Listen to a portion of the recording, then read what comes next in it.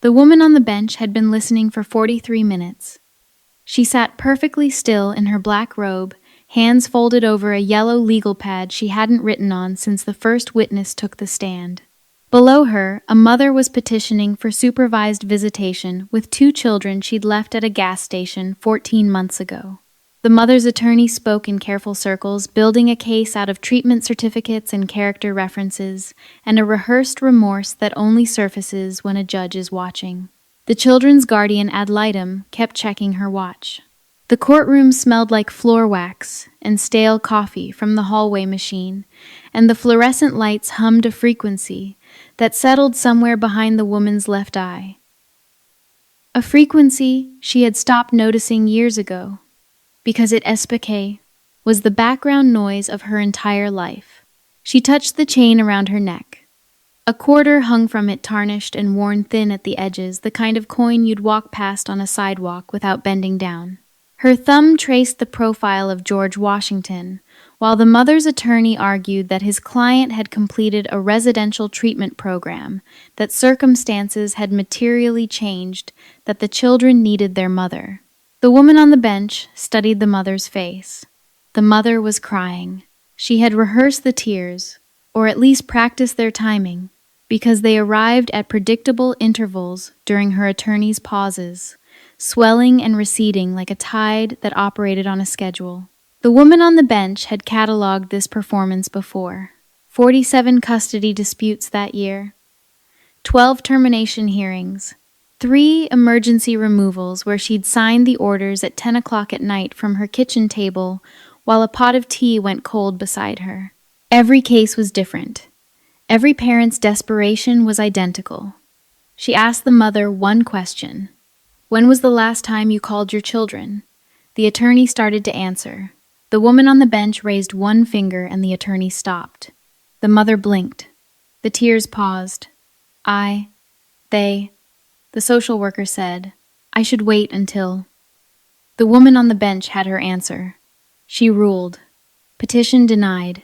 Visitation would remain suspended pending a new psychological evaluation, and the children's current placement would continue under the supervision of the Department of Family and Children Services. The mother screamed. The bailiffs moved. The courtroom emptied like a theater after a performance no one had asked to see. That woman was me. My name is Priya Desmond. I am 34 years old, a family court judge in Fulton County, Georgia, and the youngest person to hold this bench in the county's history. I handle the cases nobody wants. Custody disputes that drag on for years until the children in question are old enough to speak for themselves and say things that make grown attorneys look away. Parental rights terminations where both sides leave the courtroom destroyed and neither side leaves whole. Child welfare reviews where the best possible outcome is still someone's tragedy. I chose this work the way some people choose a religion, which is to say the work found me when I was 5 years old, standing next to a fountain in Lenox Square Mall, holding a quarter I'd pulled from the water, watching 2 people walk through a set of glass doors and never come back. But that part comes later. Harold Desmond died on a Tuesday. 4 days after I denied the visitation petition, 4 days after the mother screamed and the bailiffs moved, and I went home to an apartment that smelled like nothing because I hadn't cooked in it since the previous Saturday, my phone rang at 6:14 in the morning. The number belonged to DeKalb Medical Center. Harold had collapsed in his garden while pulling weeds from the tomato bed. Massive cardiac arrest. He was gone before the ambulance turned onto his street. I drove to his house in Decatur with both hands on the wheel and the radio off. The route was 12 minutes. I had driven it hundreds of times, thousands of times, since I was a teenager with a learner's permit, and Harold in the passenger seat saying, "Signal first, then check." And the streets were the same streets, and the traffic lights changed on the same timers, and the world continued to operate as though the man who had built my entire existence had not just ceased to exist inside it. Harold's house was a 3-bedroom ranch with a paid-off mortgage, a garden he tended every morning before work for 30 years, and a kitchen where the Saturday egg pan hung on the 3rd hook from the left. The coat rack in the hallway still smelled like him. Sandalwood and something green like the inside of a greenhouse, a scent I had associated with safety since I was 6 years old and did not know any other word for it. I stood with my hand on his corduroy jacket, the one he'd worn for 20 years, the one with the fraying cuffs he refused to replace because it still works. Priya and I breathed in until my lungs couldn't hold any more of him, and then I breathed in again. The kitchen was exactly as he'd left it. The pan on its hook, the dish towel folded on the counter, the table with the nick in the corner where I'd dropped a casserole dish at 15, and he'd said the table has character now instead of getting angry. The window over the sink looked out onto the garden where the tomato cages were leaning sideways because Harold wasn't there to straighten them and the herbs along the fence were starting to go wild. Every Saturday for 29 years, Harold had made eggs in this kitchen. When I was small, he let me crack them, and I always got shell in the bowl, and he picked the pieces out with fingers that were too large for the task, but somehow managed it anyway. When I burned them, which happened every single time until I was 12, and figured out the difference between medium and medium-high, he ate them. He would take a bite chew with the deliberation of a man sampling something at a restaurant and say one word, "Perfect." I took the pan down, turned the burner to medium-high because some habits are harder to break than others. Cracked 2 eggs, burned them, stood at the counter and ate them, standing up, looking at the garden through the window, looking at the empty chair at the table, looking at nothing. "Perfect," I said to a kitchen that had no one in it to answer. Harold's desk was in the second bedroom he called his office, though it was really a room where file cabinets went to retire. He had been a civil engineer for DeKalb County for 32 years. He designed drainage systems. He reviewed construction permits. He drove a 2009 Honda Civic that he washed every other Sunday with a bucket and a sponge because he said car washes were a waste of money. He owned 3 ties, rotated them on a schedule only he followed, and wore the blue one on days that mattered. He never remarried after his first wife, Ellen, died of ovarian cancer 2 years before he adopted me. He was the quietest man I had ever encountered, and every sound in his house was a record of his presence, and standing in his office with the morning light cutting through the blinds, I could hear the refrigerator humming and the wall clock ticking, and the foundation settling and nothing else, because nothing else was left. The folder was in the second drawer, labeled Estate in Harold's precise block print. Inside his last will and testament prepared by an attorney named Charles Whitaker, dated 3 years prior. I opened it on the desk and read the first page. Everything to Priya Desmond, sole beneficiary. The estate was valued at $2,700,000. I read the number. I read it again. I read it a third time. Harold drove a 2009 Civic. He wore 3 ties. He lived in a ranch house in Decatur and used coupons at the grocery store and mended his own clothes. $2,700,000. 32 years of an engineering salary deposited into index funds and left alone to do what money does when nobody touches it. Compound interest and a paid-off house and a life lived so far below his means that the distance between what he earned and what he spent accumulated into a number I could not reconcile with the man who had eaten burned eggs without complaint for nearly 3 decades. $2,700,000 was the mathematical equivalent of Harold's love. He had converted patience and discipline and Saturday mornings into a number he would never spend, because the number was never for him. It was for the girl he picked out of the foster care system when she was 6 years old and too angry to eat breakfast. At the bottom of the folder, a second envelope. Sealed. His handwriting on the front, steady and clear. For Priya, when I'm gone. I put the envelope in my bag. I was not ready. 6 days later, sitting in Harold's office, surrounded by his filing cabinets and his engineering manuals, and the photograph of Ellen on the shelf, I opened it. Harold's letter began, "Priya, I need to tell you how I found you." The paper was thick, the good stationery he kept in the top drawer for letters that mattered. His handwriting was steady on the first page, and shakier on the second, And I would learn later from Whitaker that Harold had written this letter 8 months before his death, when the cardiologist first warned him about his heart and his spine.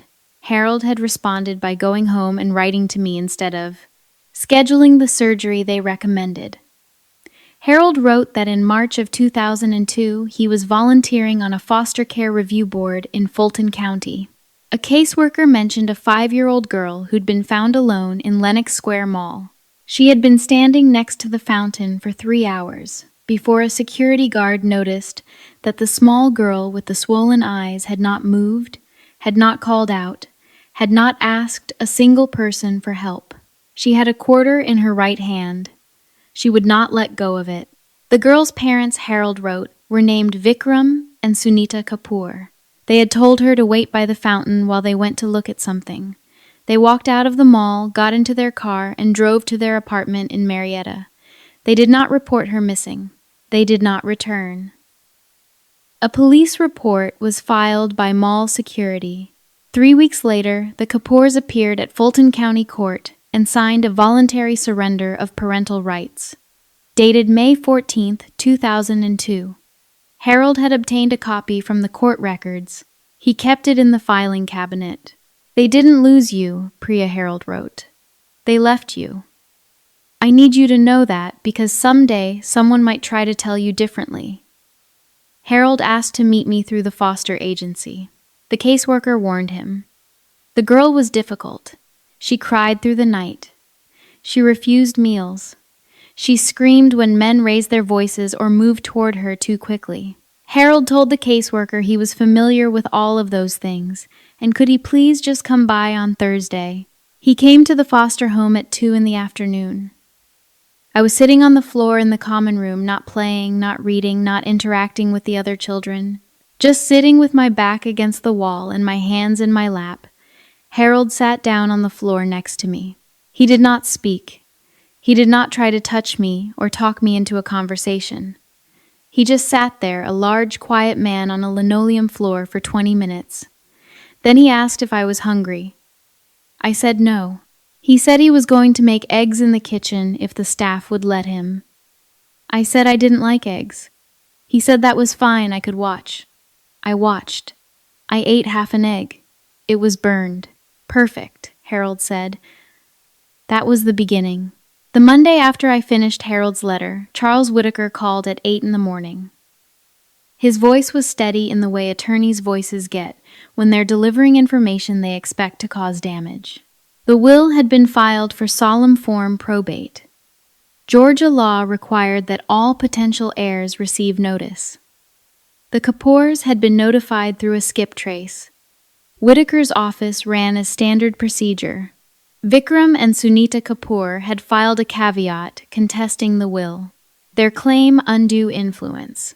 They alleged Harold manipulated a vulnerable child into a relationship designed to exclude her biological parents, and that the will should be invalidated or the estate shared among all surviving family members, including themselves. They're claiming standing as biological parents, Whitaker said. Their attorney is Glenn Hartley General Practice out of Marietta. They surrendered their parental rights in 2002. I know. Their filing doesn't mention the surrender. I set the phone on the bathroom counter. My hands were trembling, a fine vibration in my fingers that I could see when I held them flat in front of me, a tremor I hadn't experienced since the first time I sat on the bench, and the bailiff said, "All rise," and I stood up in a robe. That was too big for me, and pretended I belonged there. I picked up the quarter necklace from the counter where I'd left it after my shower. The metal was cold against my palm. I closed my fist around it and squeezed until I could feel Washington's profile pressing into the center of my hand. 29 years. Vikram and Sunita Kapoor had been absent for 29 years. I had grown up in Harold's house. I had graduated from Emory Law at 25. I had clerked for a federal district judge at 26. I had served as an assistant DA for 3 years. I had been appointed to the bench at 31 after a confirmation process that included a background check, thorough enough to document every address I'd lived at since birth.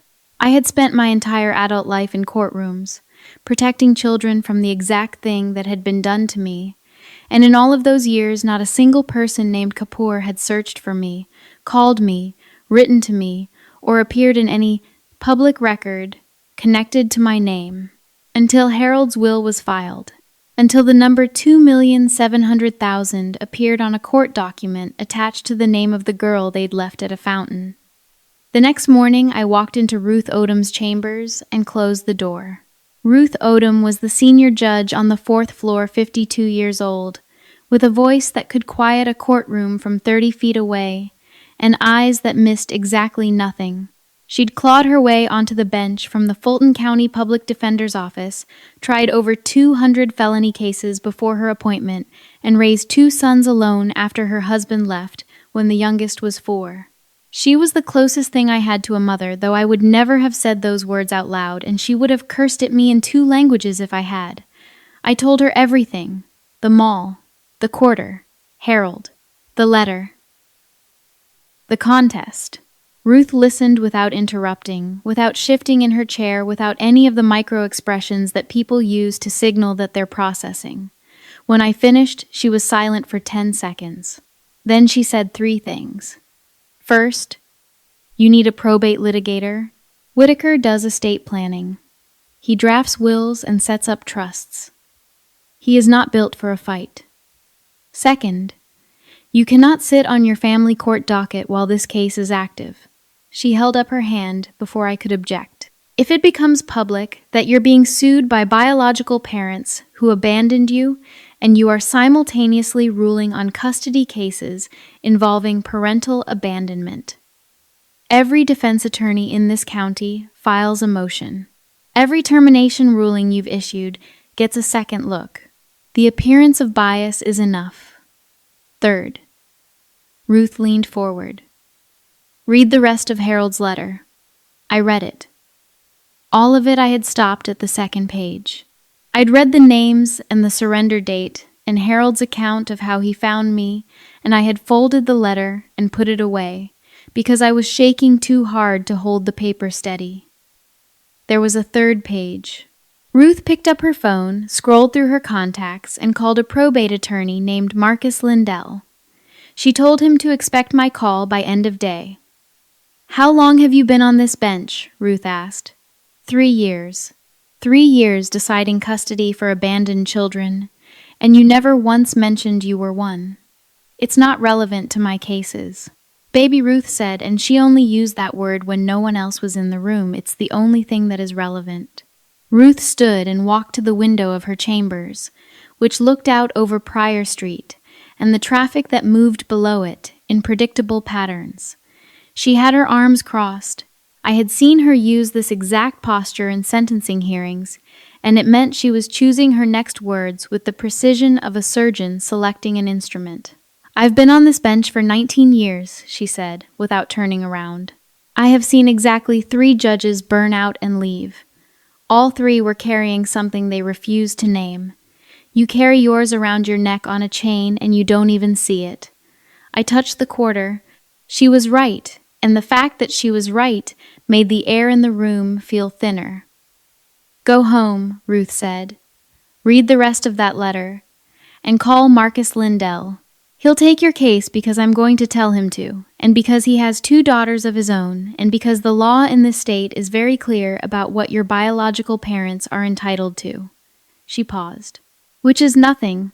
Marcus Lindell's office occupied a corner of the 14th floor in a midtown building with an elevator that took its time and a lobby that smelled like the leather chairs nobody ever sat in. Marcus himself was 45, slightly rumpled, with a pen-clicking habit and a framed photograph of his 2 daughters on a desk, covered with legal pads. I gave him everything: the will, the surrender, Harold's letter, the probate filing, the caveat. He read for 30 minutes in silence. I sat across from him and listened to the pen click 3 times per minute while the afternoon light moved across his desk and the coffee in his cup went cold. This is the weakest will contest I have seen in 15 years of practice. He laid it out. First, the voluntary surrender of parental rights, executed in 2002, was irrevocable under OCGA. Section 1989. The 10-day rescission window had closed 24 years ago. The Kapoors had no legal status as parents. They could not claim standing to contest a will as biological family when they had voluntarily and permanently relinquished that designation. Second, even if some miracle of legal acrobatics gave them standing, the undue influence claim collapsed on examination. Harold was mentally competent until his death, as documented by 30 years of continuous employment with DeKalb County.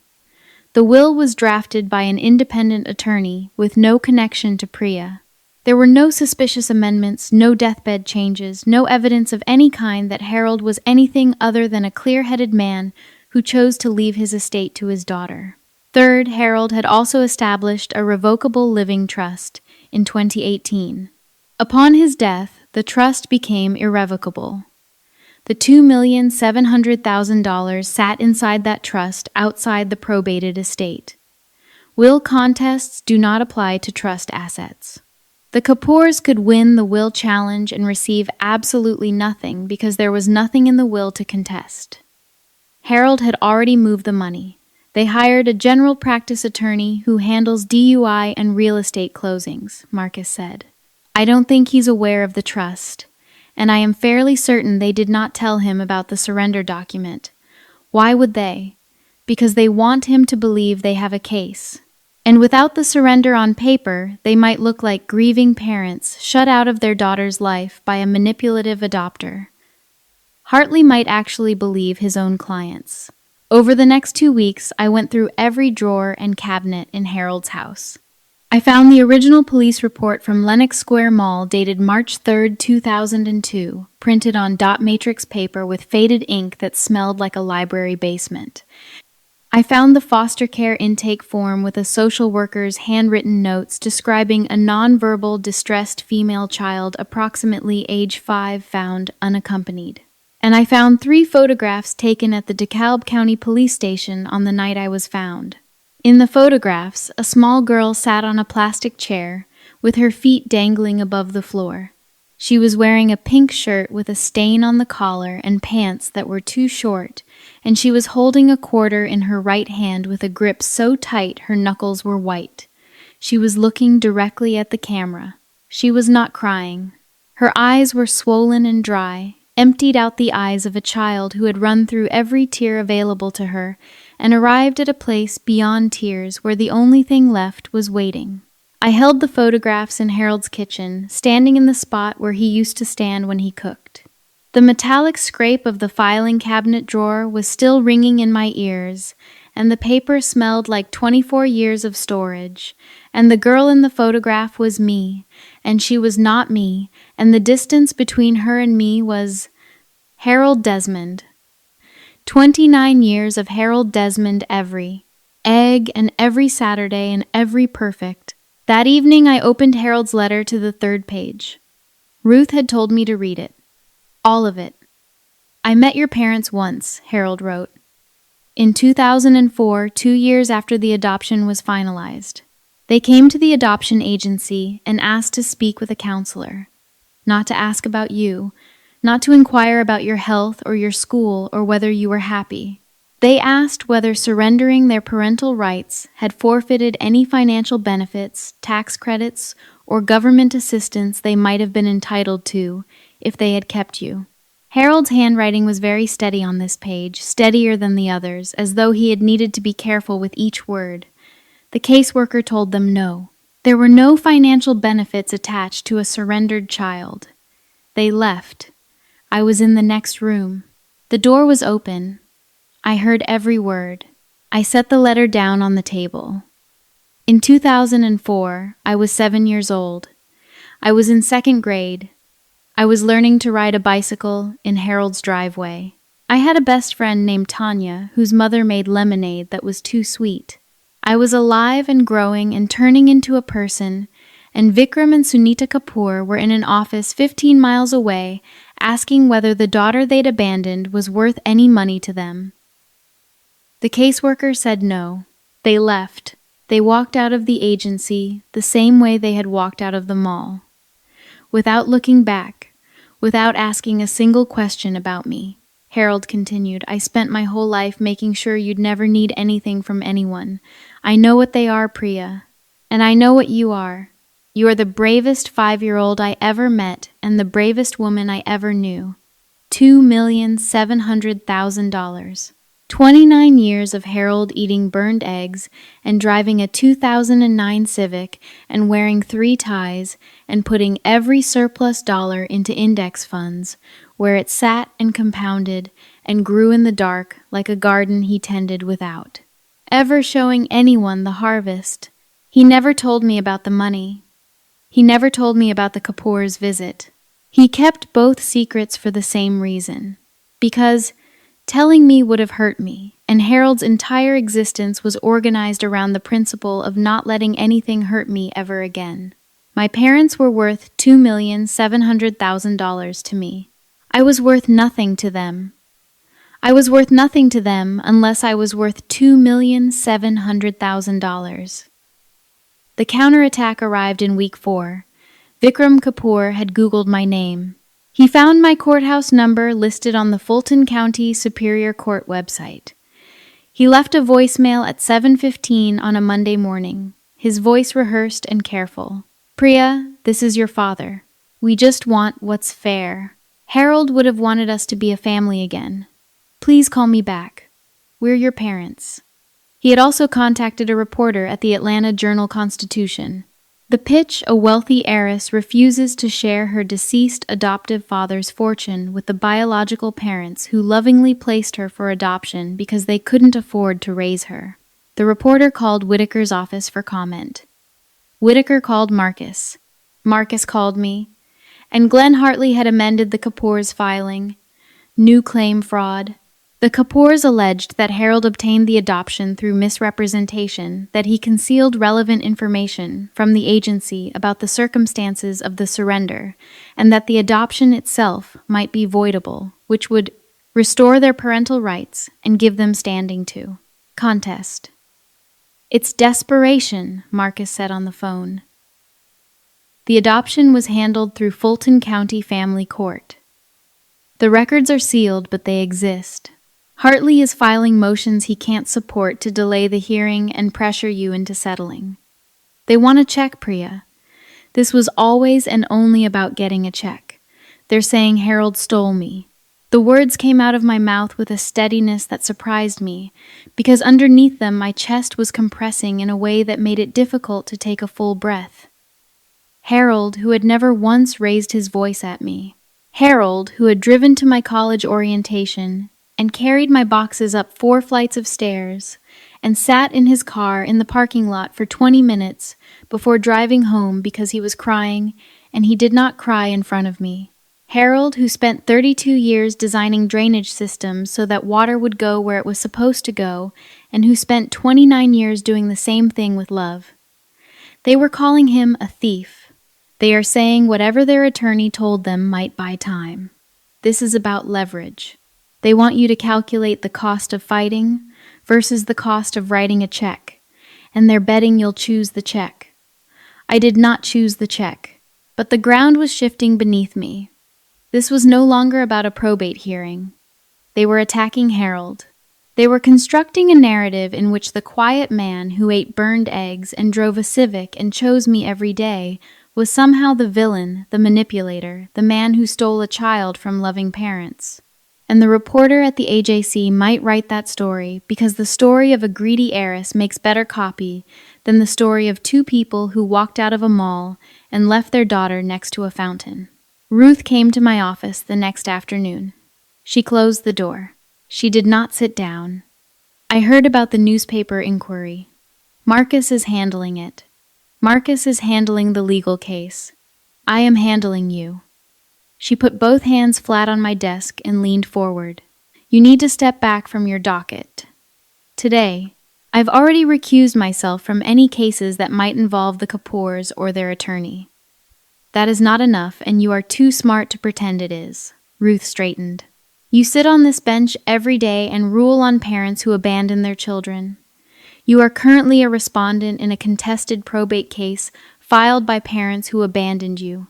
If Hartley connects those dots, and he will, because the AJC inquiry will eventually lead someone to your courtroom bio, he files a motion arguing that every one of your 12 termination rulings this year was driven by personal bias against abandoning parents. Every one of those families gets a new hearing. Every one of those children goes back into the system while the appeals are processed. The room was very quiet. I could hear the ventilation system cycling, and a door closing somewhere on the floor below us, and the distant sound of a phone ringing in an empty office.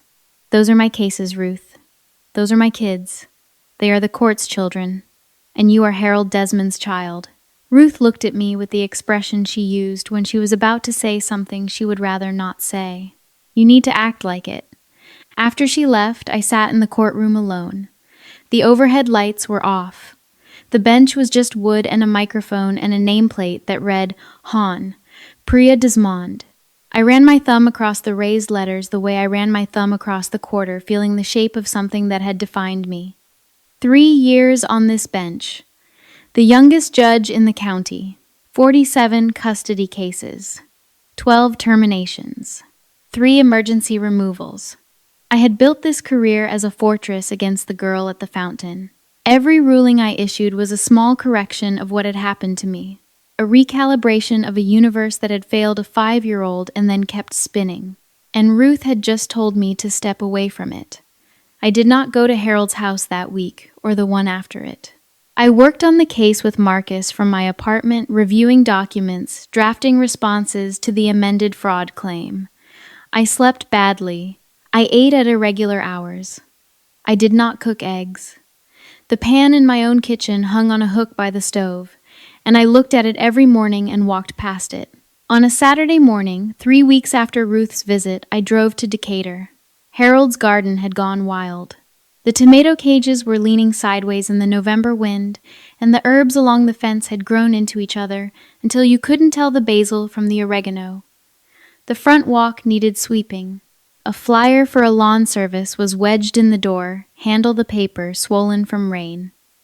I let myself in with the key that had always worked. The house smelled different the way houses smell when no one has opened the windows or turned on the stove in weeks. It was cold inside. November in Decatur, and Harold was not here to adjust the thermostat, and the house was cooling degree by degree into something that resembled storage rather than home. I stood in the kitchen. The pan was on the 3rd hook. The table had its nick. The window showed the garden. I did not take the pan down. I did not turn the burner on. I pulled out a chair and sat at the table and put my hands flat on the oak surface and closed my eyes. My breathing slowed until I could hear my own pulse. The tick of the wall clock, the settling of the foundation, the refrigerator humming in its steady monotone.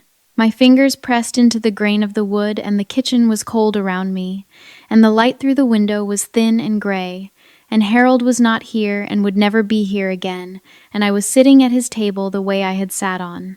The floor of the foster home, not moving, not asking for anything, just waiting. Behind my closed eyes, I was at the fountain, 5 years old.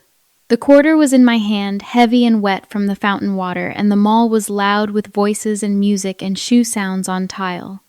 Somewhere above me, a child laughed, a bright sound that bounced off the atrium ceiling.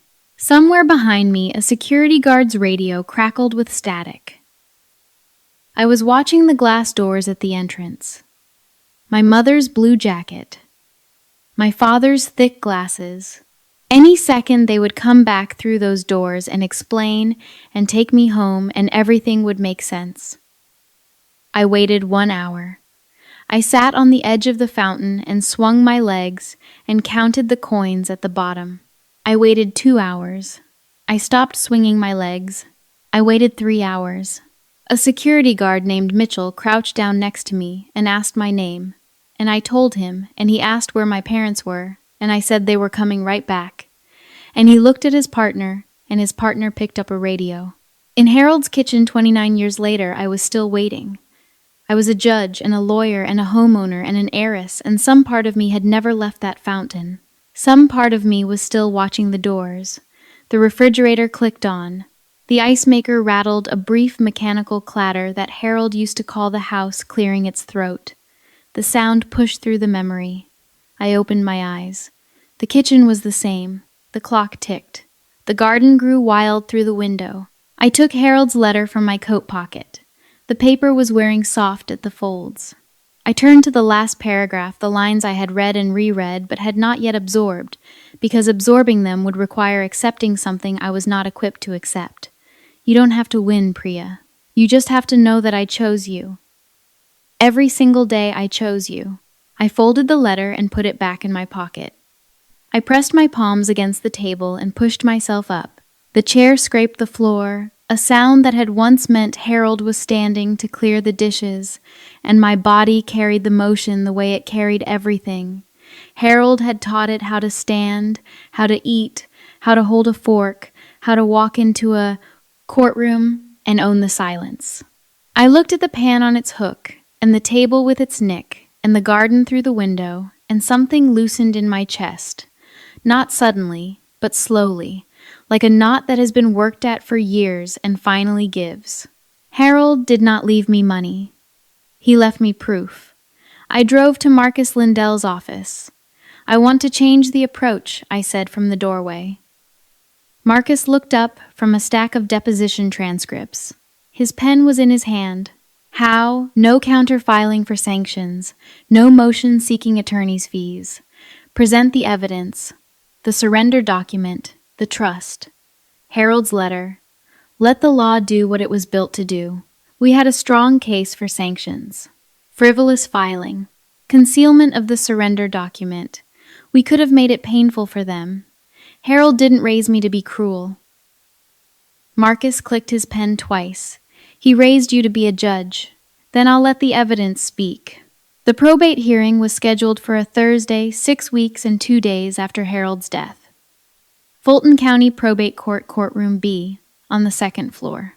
The courtroom was smaller than mine, wood-paneled walls, and a flag in the corner and fluorescent lights that buzzed at a slightly higher frequency than the ones in my own building, and the benches in the gallery were the hard wooden, kind that make people shift in their seats. I arrived at 8:30. Dark suit. No robe. The quarter necklace hung below the collar of my blouse, visible if you were looking for it.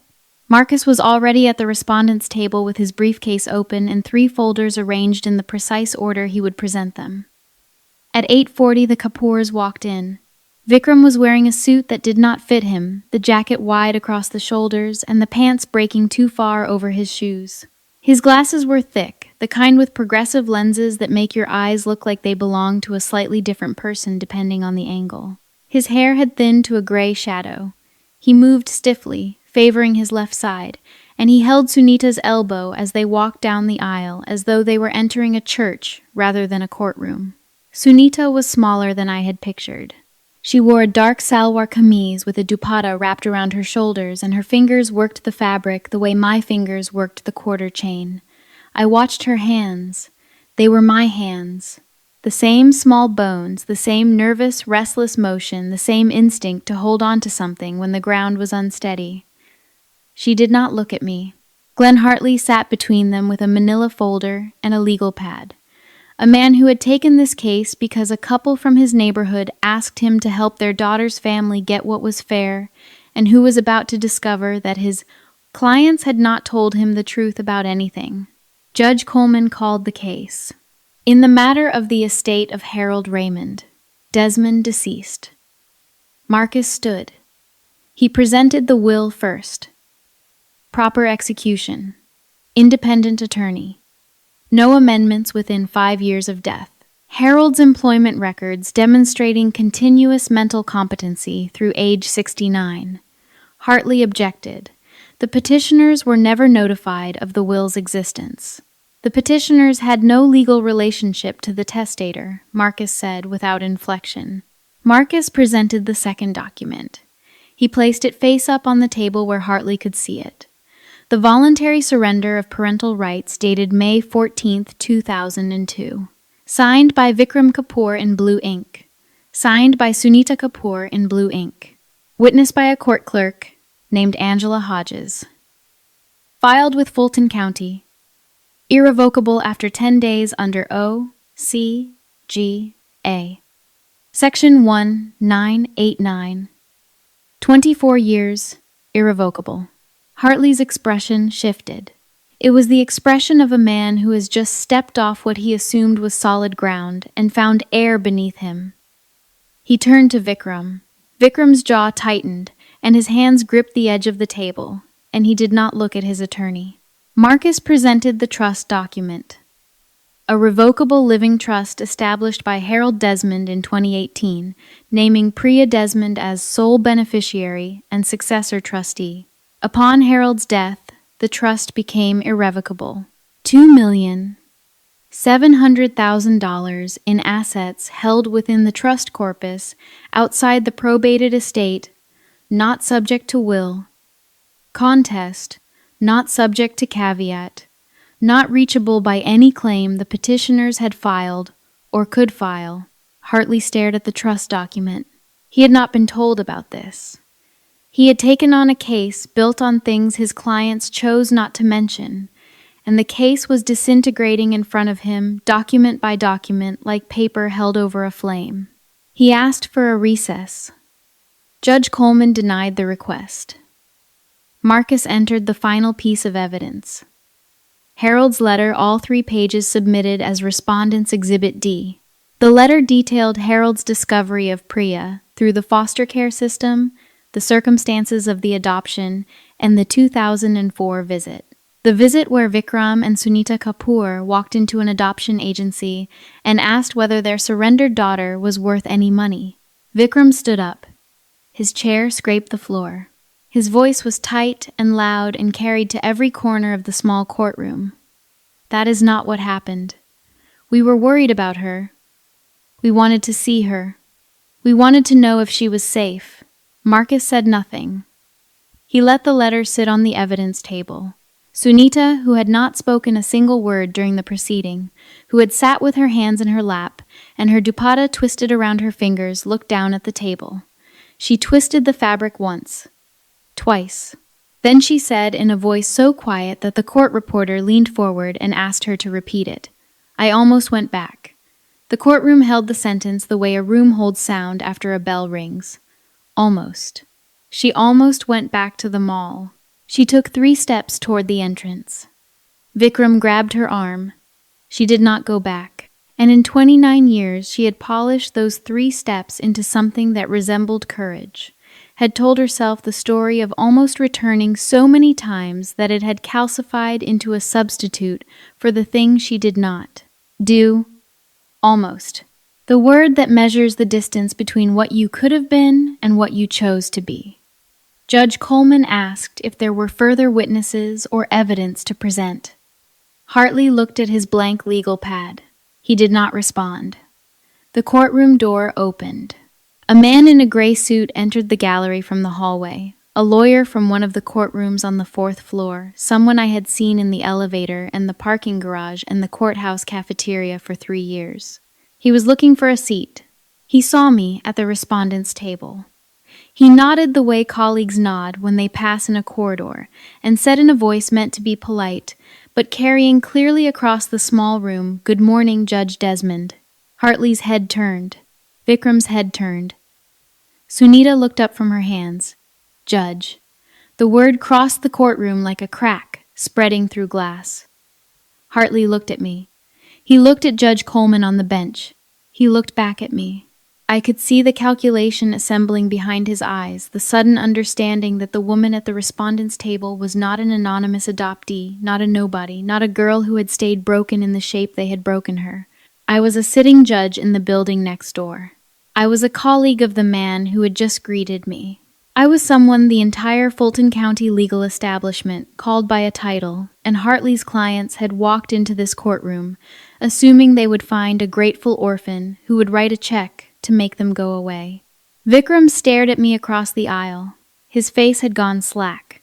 His hands were still gripping the table, but the grip had changed, loosened, as though the thing he was holding on to had stopped supporting his weight. I met his eyes. I did not speak. There was nothing I needed to say that the documents had not already said. We didn't know you became. This, one syllable. He did not say successful or powerful or a judge. He said this, a word that contained the full scope of what he had thrown away and could not now retrieve. A word that meant we left a 5-year-old at a fountain, and she became something we cannot comprehend, and we came here expecting to find the broken thing we discarded, and instead we found this. Judge Coleman ruled. The caveat was denied. The petitioners lacked standing under O.C.G.A.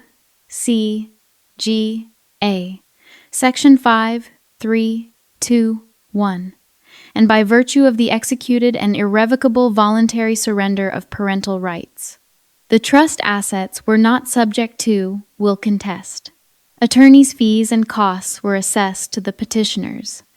Case dismissed. I held the quarter in my right hand through the entire ruling. I did not squeeze it. I did not rub it. I just held it the way you hold something that has been part of your hand for so long that letting go would feel like losing a finger. In the hallway, Marcus shook my hand. Cleanest probate defense I've ever filed. Ruth was standing by the elevator. She had been in the gallery the entire time. I had not seen her walk in. She did not say anything.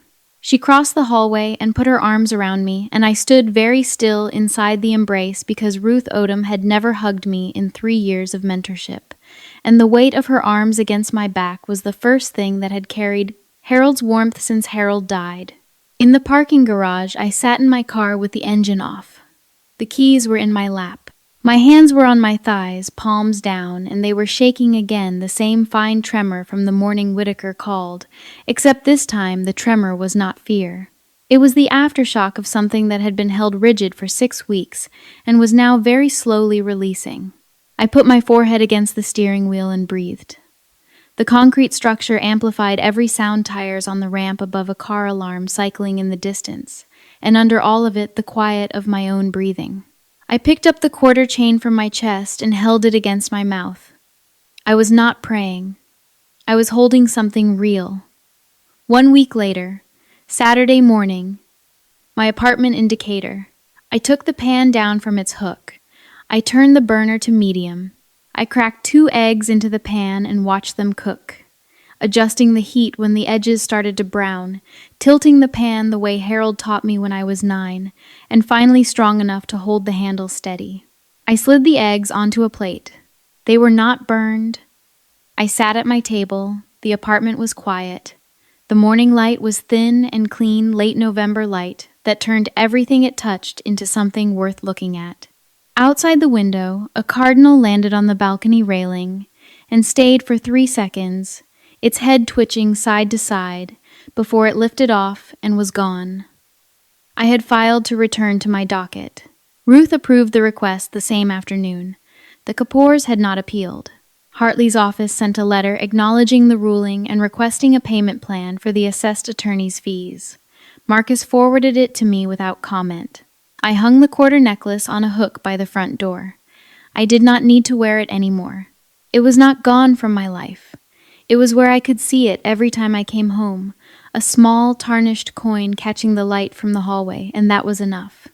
The gavel was back on my bench. Harold's letter was in a frame on the bookshelf.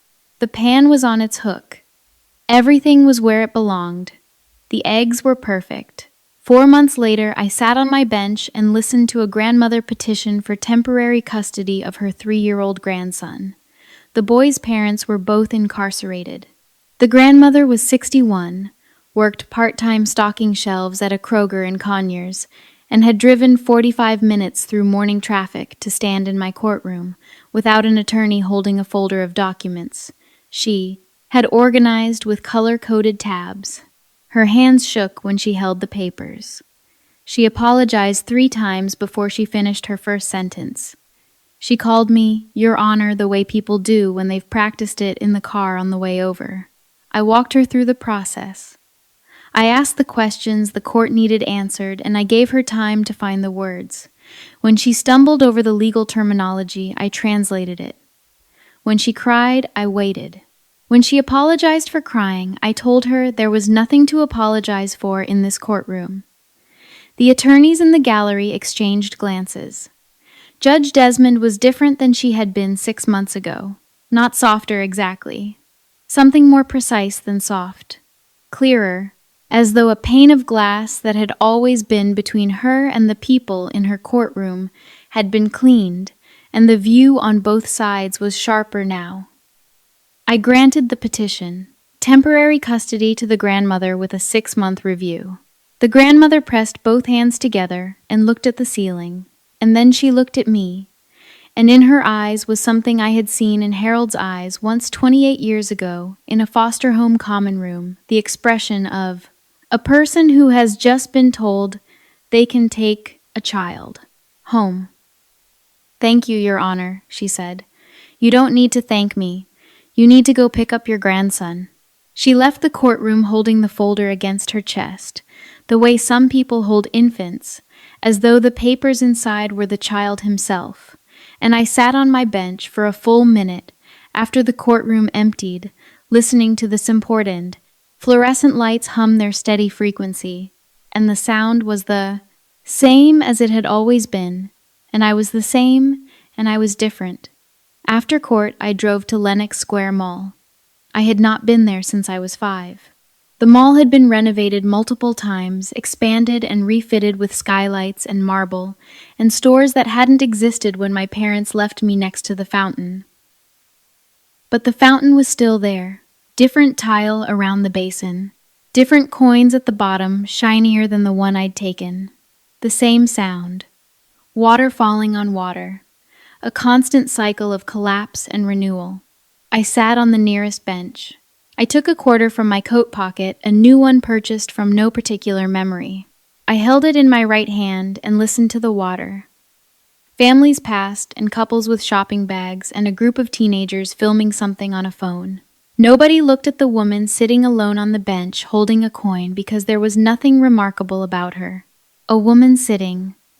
A Tuesday afternoon. A security guard walked by. Young, maybe 25, with a radio on his shoulder that crackled with the same static that radios have always produced in this building. He paused. "You doing okay, ma'am?" I looked up. The radio crackled. The fountain splashed. "Just remembering something." He nodded the way people nod when they are satisfied everything is fine and walked on. In my bag, underneath the court files and the lunch I hadn't eaten, there was a letter. Not Harold's. A different letter received 3 weeks ago, postmarked Athens, Georgia. From Mira Kapoor, age 23. My half-sister, a person whose existence I had not known about until Marcus's research turned up 2 additional children born to Vikram and Sunita after they surrendered me, Raj, 26, and Mira. The letter was short. Mira's handwriting was round and careful, each word chosen. "I didn't know about you until the lawsuit. My parents never told us. I'm sorry for what they did. I don't expect anything from you, but if you ever want to talk, I'm here, Mira." I had not responded. I had placed the letter on my kitchen counter, propped against the salt shaker, and every morning when I cooked eggs, I looked at it, and every morning I did not open it again, and every morning I did not throw it away. A sister. The word was unfamiliar in my mouth, a room in a house I did not know existed, and I was standing in the doorway, and the light inside was warm, and the decision had not arrived. I put the new quarter back in my pocket. I stood up from the bench by the fountain. The water kept falling coins, glinting at the bottom like small, bright promises nobody would keep. I walked out of the mall through the same glass doors Vikram and Sunita had walked through 29 years ago. The automatic doors slid open with a mechanical hiss, and the November air hit my face, cool and sharp, carrying the smell of exhaust and fallen leaves from the parking lot landscaping.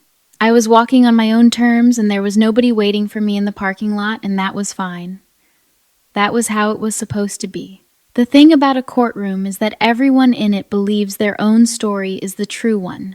I have spent 3 years on the bench listening to people testify under oath about events they have rearranged in their own memories until the rearrangement is all that remains. Mothers who are certain they are good mothers, fathers who are certain they did their best. children who are certain it was their fault. Vikram's story was sacrifice. He told himself he gave me up so I could have a better life, and over 29 years, the telling smoothed the rough edges until the story gleamed. When he saw the number 2,700,000 on a court document, the story shifted easily to accommodate it. His sacrifice had paid off, the girl had prospered, and now the original investors deserved a return. Sunita's story was almost. 3 steps toward the mall entrance, 3 steps she has replayed and polished until they resemble bravery, when they are only the shadow of bravery shaped like it and empty inside. I almost went back. She said it in a courtroom the way a person confesses to a priest, expecting absolution, expecting the word almost to carry the same weight as the act itself. It does not. Almost is the cruelest word in any language. It is the word for the distance between what you could have done and what you chose. Harold's story was different from all the stories I hear in my courtroom. Harold's story was not about almost or sacrifice or what he deserved. Harold's story was eggs on Saturday mornings and a Civic in the driveway and 3 ties and an index fund and a letter written on good stationery with a hand that was already shaking. His story was choice. He chose to volunteer at the review board. He chose to ask about the girl nobody wanted. He chose to sit on a linoleum floor next to a 5-year-old who would not eat and wait 20 minutes in silence. He chose her every day for 29 years in every burned egg and every school pickup and every Saturday morning until choosing her was not a decision anymore, but the architecture of his life. There are people who love you for what you can give them, and people who love you for who you are at 5 years old with a runny nose and a quarter in your fist. If you are lucky, if you are very lucky, you find one of the second kind. I found Harold. Part of me was waiting for Sunita to fight, to stand up in that courtroom and say she spent 29 years regretting it that she tried to find me, that Vikram held her back. She did not say those things. She said almost. And that was the truest thing she has ever said, and it was not enough. It will never be enough. I do not know if I will write back to Mira. Her letter is on my kitchen counter between the salt and the pepper, and some mornings I pick it up and read it and set it down. A sister. A word I have never used for another person. A door I did not know was there, and the light on the other side is warm, and I am standing in the frame. The quarter is on the hook by the door. Harold's letter is on the bookshelf. The pan is on the 3rd hook. The eggs are cooling on the plate. Mira's letter is propped against the salt. I pick up my fork. The apartment is quiet. The morning light falls across the table, across the letter, across my hands that are the same shape as Sunita's hands, holding a fork the way Harold taught me, and the eggs are perfect, and this apartment is mine and outside the window.